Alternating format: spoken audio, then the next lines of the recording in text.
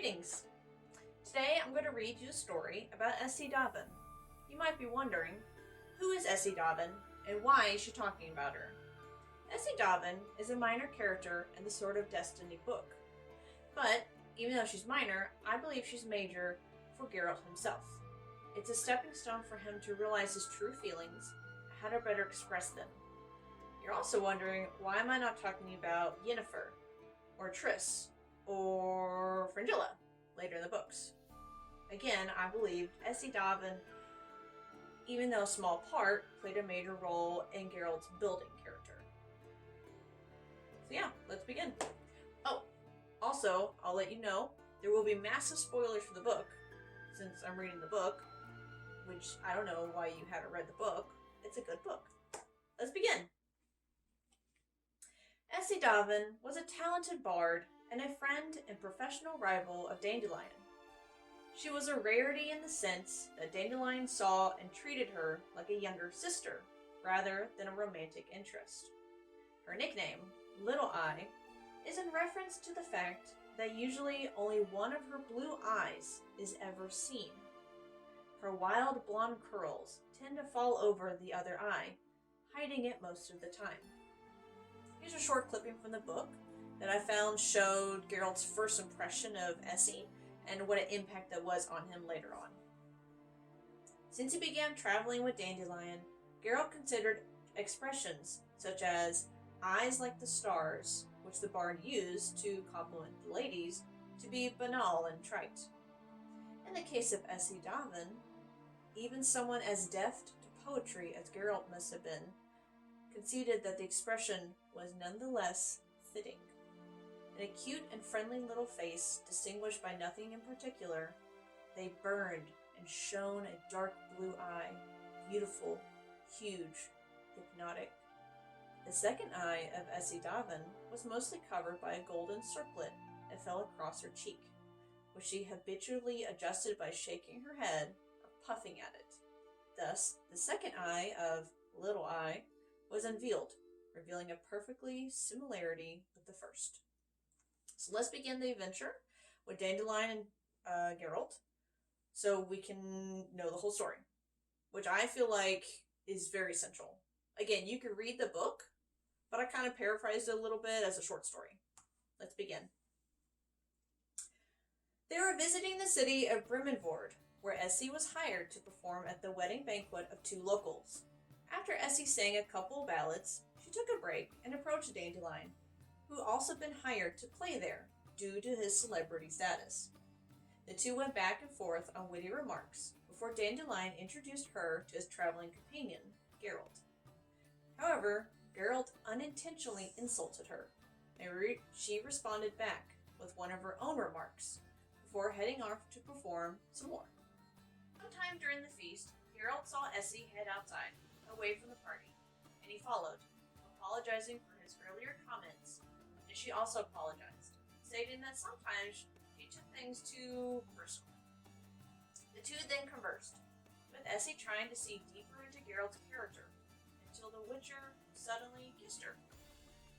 Taken aback, she broke off from it, asked him why he did such a thing, but Geralt couldn't respond. So she then proceeded to head back into the party, pretending like nothing happened. The next morning, she joined Geralt out on the beach, where he was looking to find someone to sail out to Dragon's Fangs, as part of the contract Duke 𝓘𝓷𝓼𝓽𝓪𝓰 gave him. The two talked, with Essi continuing to try and see into Geralt's soul, and revealing she grew up beside the sea, and have killed the pearl divers. Essi continued to show her intelligence, making note that a monster like a kraken or a squid could have done it, as the boat remained intact when 𝓘𝓷𝓼𝓽𝓪𝓰 approached. Angry and humiliated as he waited out on the rocks for the mermaid he loved, 𝓜𝓮𝓻𝓬𝓪𝓰, okay, let you know, a lot of these words I'm going to butcher up. I don't know Elder speech, sorry. It's also a mermaid or a siren. You could take it either one. Take it with a grain of salt. I will probably butcher these. Get over it.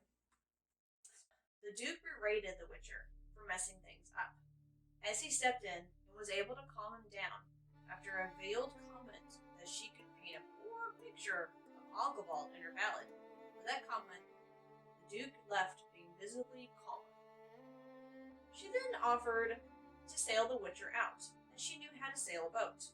But Geralt refused, not wanting to put her in danger.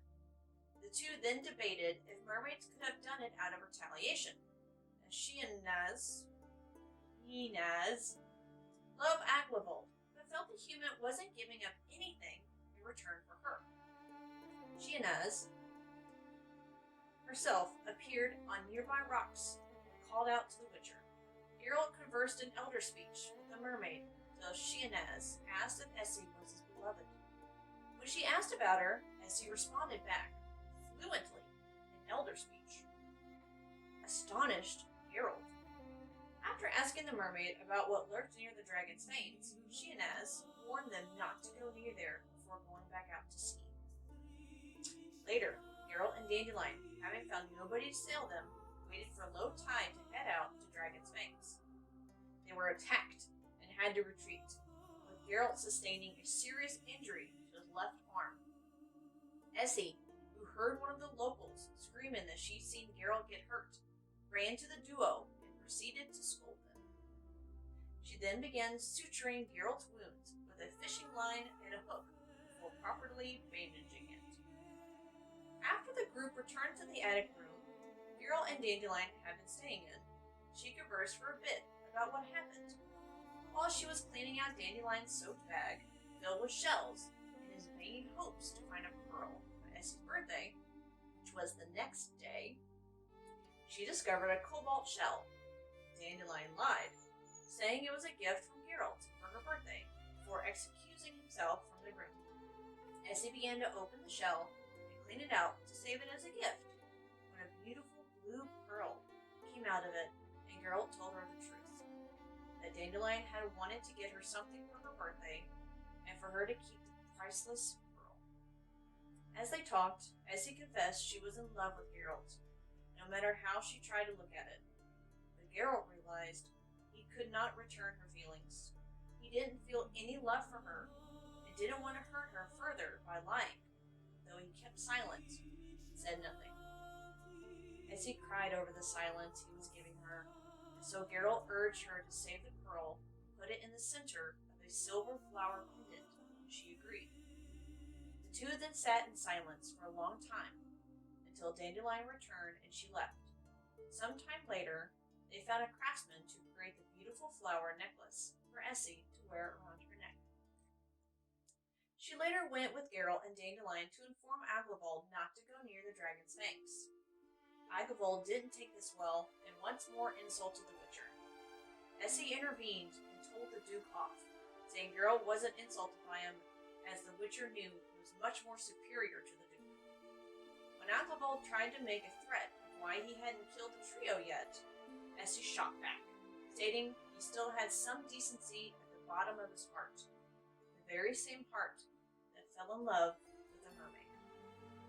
Shocked at this, the Duke asked them to leave him in peace, and Essi gave him one last bit of advice, to stay away from dragons' fangs. However, 𝓘𝓷𝓼 was hell-bent, and that they'd eventually deal with the ocean creatures. Before more have been said, shouts could be heard, and suddenly 𝓜𝓮𝓻 came into the room, having given up her tail for a pair of legs. She did this to marry 𝓘𝓷𝓼 and prevent him from entering war with the ocean creatures. Essi, along with Geralt and Dandelion, soon left the city, and, with no particular plan in mind, traveled through 𝓘𝓷𝓼𝓽𝓪𝓰 Valley and across the river. One afternoon on the road, she approached Geralt, stating they had to do something about the feelings between them. Dandelion told them it was about time for both to express how they felt before excusing himself. Essi and Geralt then had a long talk, where Geralt told her he couldn't return her feelings, but would sleep with her if that's what she wanted from him. The two then proceeded to wrestle, clearing up the tension between them. The next day, the group prepared a ceremonial supper as they planned to part ways the next morning. Not being much of a cook, Essi planned on her lute, and later had a singing contest with Dandelion before the two finished with the duets. She then curled up with Geralt and soon fell to sleep. After both Essi and Geralt went to sleep, Dandelion wrote a new ballad that told the story of a witcher and a poet who met on a seashore and fell in love at first sight, and how powerful that love was, though he never sang this ballad to anyone. Sadly, that was the last time Essi saw Geralt. 4 years later, she died from the smallpox epidemic spreading throughout Zima. Dandelion retrieved her body, buried her in the peaceful forest with the two things she held dear, her lute and the pearls she never parted with. On that sad note, I do have a very touching line from Essi herself. I always thought it was a beautiful and noble state of mind, noble and dignified, even if it makes one unhappy. I've composed so many ballads about it, and it is organic, Geralt, meaningly and heartbreakingly organic. Essi to Geralt, page 231, Sword of Destiny. So that concludes the epic and sad tale of Essi Daven. If there's another story you would like for me to read, put it down in the comment below, and I'll try my best to make it for you. And with that said, good luck on the path.